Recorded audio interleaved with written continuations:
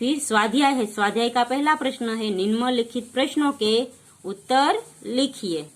पहला प्रश्न है, बेटी सहारा बनने के लिए क्या क्या करेगी? तो बेटी है वो सहारा बनने के लिए पहले पढ़ेगी, लिखेगी और मेहनत करेगी और अपने को दूसरों का सहारा बनने योग्य बनाएगी। दूसरा प्रश्न है, बेटी दुनिया को कैसे समझना चाहती है? तो बेटी है वो पढ़ लिख कर मेहनत कर कर दुनिया को देखना चाहती है और दुनिया को समझना चाहती है। अपने पाँव पर चलकर वो दुनिया को देखना और दुनिया को समझना चाहती है। तीसरा प्रश्न है, बेटी तितली बनकर क्या करना चाहती है? तो बेटी है वो तितली बनकर हवा को चूमना और नाचना गाना चाहती है। चौथा प्रश्न है, बेटी की क्या क्या तमन्नाएं है? तो बेटी की तमन्नाएं है कि जैसे तारा जैसे चमकता है वो भी पढ़ लिख कर चमकना चाहती है। जैसे चांद आकाश में चमकता है, धरती पर बेटी चमकना चाहती है। पढ़ लिख कर मेहनत करके अपने पाँव पर खड़ा रहना चाहती है और दुनिया को देखना और समझना चाहती है। और वो तितली बनकर हवा को चूमना और नाचना गाना चाहती है। तो बेटी की ये तमन्नाएं है। आगे का प्रश्न है, निम्नलिखित वाक्य पंक्तियों का भावार्थ लिखिए। तो ये पंक्ति दी गई है हमें, इसका भावार्थ यानी ये पंक्तियों में क्या भाव स्पष्ट होता है वो लिखना है। जैसे पहला प्रश्न है, गगन पे चमके चंदा, मैं धरती पे चमकूंगी। धरती पर चमकूंगी, मैं उजियारा करूंगी। तो जैसे आकाश में चंदा चमकता है वैसे बेटी कहती है कि मैं धरती पर चमकना चाहती हूँ। यानी पढ़ लिख कर यदि मैं मेहनत करूंगी तो धरती पर मेरा भी कोई नाम होगा, सब लोग हैं वो मुझे अपने नाम से पहचानेंगे। और वो पढ़ लिख कर स्वनिर्भर बनना चाहती है और स्वाभिमान से जीना चाहती है। वो धरती पर है वो अपने कामों से उजियारा करना चाहती है।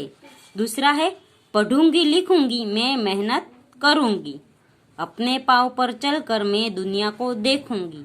दुनिया को देखूंगी, मैं दुनिया को समझूंगी। तो बेटी कहती है कि मैं मेहनत कर कर पढ़ूंगी लिखूंगी और आगे बढ़ूंगी और अपने पाँव पर खड़ी रहकर मैं दुनिया को देखूंगी और दुनिया को समझूंगी। और वो है, इसमें भी यही भाव प्रकट होता है कि बेटी है वो पढ़ लिख कर मेहनत कर कर अपने पाँव पर खड़ी रहना चाहती है, यानी स्वनिर्भर बनना चाहती है और स्वाभिमान से जीना चाहती है तथा वो देश की सेवा में अपना योगदान देना चाहती है। आगे का प्रश्न है, उदाहरण के अनुसार विलोम शब्द का प्रयोग कीजिए। जैसे यहाँ पे दिया गया है, सफल का विलोम असफल। विलोम यानी विरोधार्थी शब्द।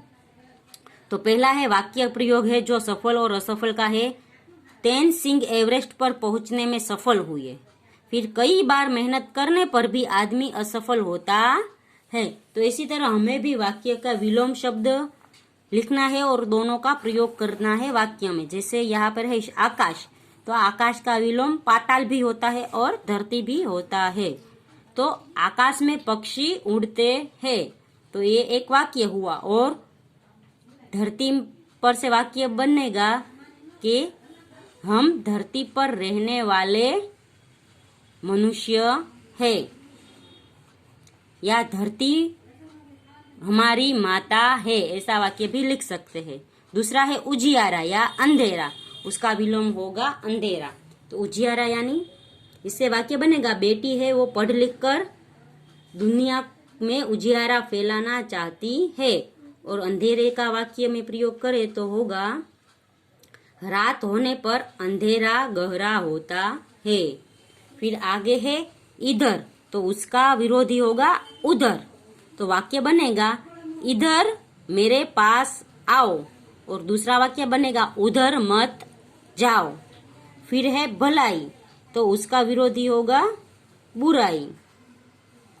तो इससे वाक्य बनेगा, हमें जीवन में भलाई का कार्य करना चाहिए।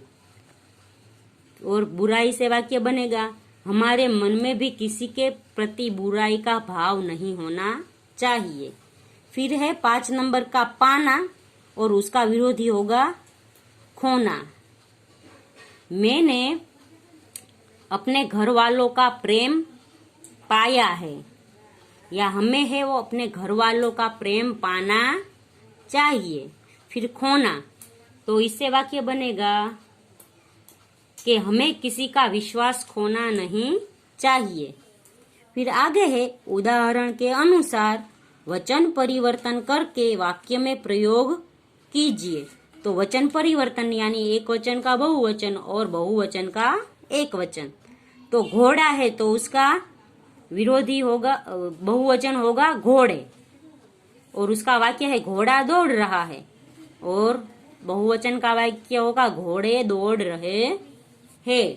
फिर यहाँ पर है मैं का बहुवचन होगा हम।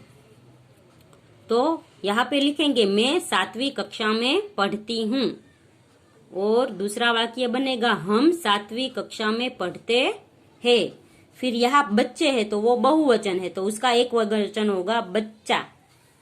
तो राधा के 3 बच्चे हैं।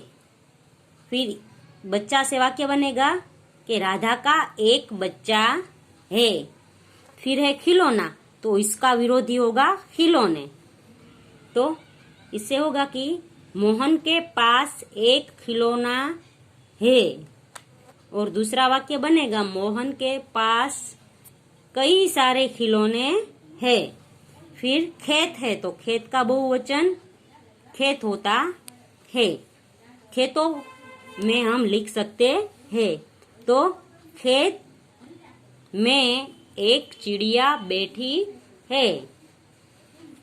फिर उसका बहुवचन में वाक्य बनाएंगे तो खेतों में कई सारी चिड़िया बैठी है। तो बच्चों यहाँ पर है वो हमारा स्वाध्याय खत्म होता है। अगले वीडियो में हम इस काव्य की भाषा सज्जता सीखेंगे। तब तक के लिए गुड बाय, टेक केयर।